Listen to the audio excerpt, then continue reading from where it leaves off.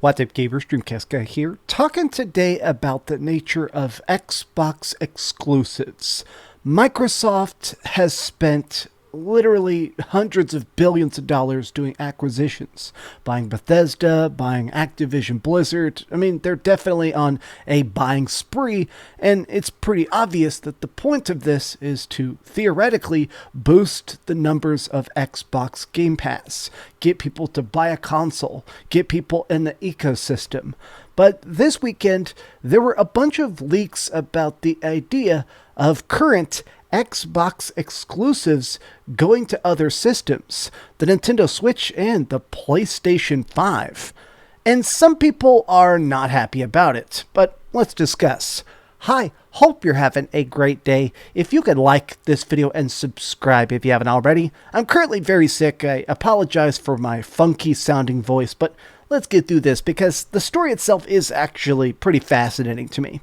So first and foremost, I wanted to talk about Clio. This guy, I love this dude because he is a huge Xbox fanboy, but he's not afraid to criticize. He's not afraid to voice his opinion and say, hey, this is weird, or hey, this is messed up. And essentially, what came out yesterday was the fact that apparently Hi-Fi Rush is about to come to Nintendo Switch. Now, that game kicks butt.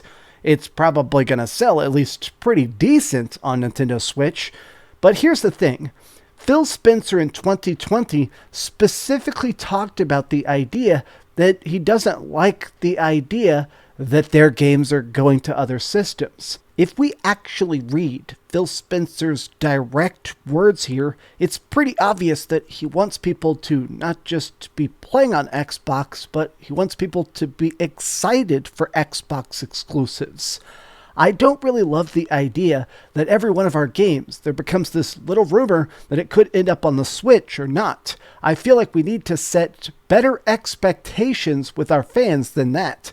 So he's saying that, like, games that are on the freaking Switch are great. Games that are on the Xbox are fantastic, but not necessarily Xbox games need to go to Switch. Now, I actually found this interesting. Jez Corden from Windows Central, he's a very big Xbox leaker, says, where is this quote from? It's actually from Podcast Unlocked over on IGN, and I listened to the quote. This is it. He is straight up basically saying Xbox games are going to be Xbox games. But here's the extra part of it. A lot of people are upset because this is just the start. Many Xbox games are apparently currently being worked on for other systems.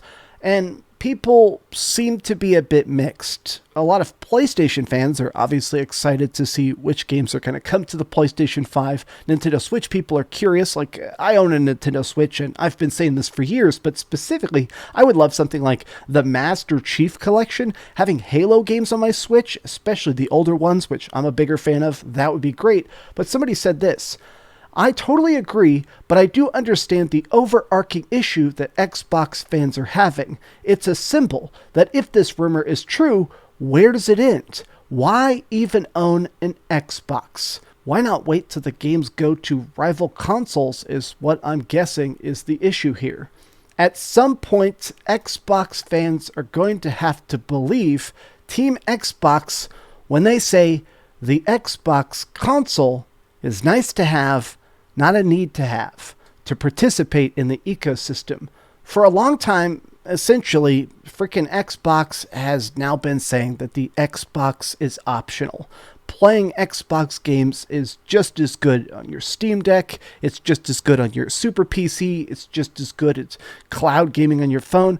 Now, I don't completely agree with it, but that's what Xbox themselves has been claiming.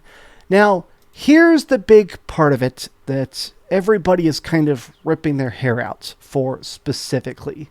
Many Xbox games are in the process of being ported to the PlayStation 5. Now, I found this on Icon Era. A lot of people are discussing it. A lot of people are saying Xbox games are trash, they're soulless garbage, that kind of stuff. But specifically, this is a leaker that's talked a lot about different Xbox details and has been mostly correct. But now this is an Xbox leaker by the name of Sneakers. He's very renowned for having some pretty accurate details, but for some reason they decided to block his name out and be extra mysterious. But essentially, he's talking about the fact that they are bringing Xbox games to PlayStation and Nintendo. The talks are already happening. Now, the way that's crazy about this is that it's not just Hi-Fi Rush. It is some bigger stuff, including apparently Starfield. Starfield is not the only Xbox Game Studios title that's being ported to competing platforms to be released this year. There are more. Oh my gosh. I guess this is wild to me because I get it, but these are system sellers. I don't even like Starfield. I think Starfield is a pretty mediocre game at best. But if you're putting that on a system exclusively, if it's only on Xbox and that's the sequel to Skyrim, it's the next Bethesda game, people have bought Xboxes. I know somebody personally, my buddy Jeff, bought an Xbox just for Starfield. If that game was on a PlayStation 5, would he have bought a PlayStation 5? That's a great question. Now, people are asking why. Wouldn't this hurt the Xbox brand to give up your exclusives? Even if you think, hey, exclusives aren't that important, I do think that they are an essential tipping point when people are choosing a console. Look at what PlayStation offers. I mean, Uncharted, Killzone, freaking Horizon, obviously games like Twisted Metal back in the day sold a lot of freaking PlayStations. The exclusivity of Final Fantasy on the PlayStation 5. I mean, these games sell systems.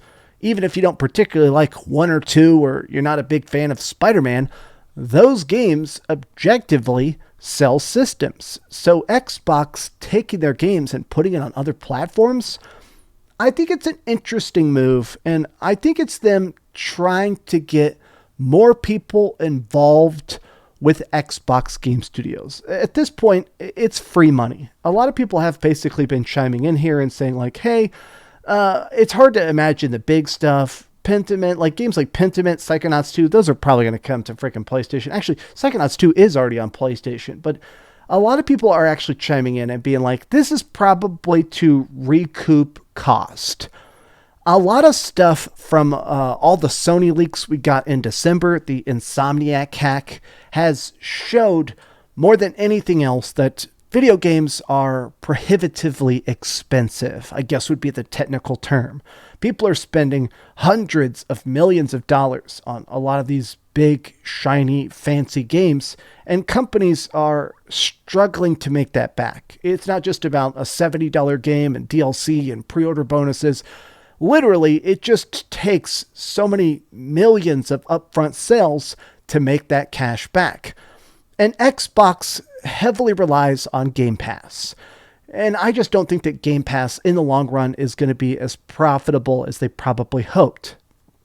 This is a smart backup plan. If they just start to straight up say, hey, play our games on Game Pass, buy a physical copy at Best Buy if you want. Well, I guess Best Buy doesn't have physical games anymore, but you can actually buy it. And if you're not in a rush, play it next year on the Nintendo Switch, or play it on the freaking cloud, or play it on the PlayStation 5. It's a gamble, but we'll see if it pays off. So far, Sony has been selling a lot of systems with its exclusives, and Xbox is so far behind. I think they're starting to go, okay, what if we had the best-selling PlayStation game of the year? That's a pretty good selling point for Xbox Game Pass, at least on paper. But what do you guys think? Are you excited for the future of Xbox? Does this seem real, or does this seem like a bunch of malarkey? Tell me your thoughts in the comments down below. And if you enjoyed this video, be sure to give it a thumbs up, share with your friends, and subscribe if you haven't already. And please keep dreaming. I hope my voice is okay to listen to. I apologize, man.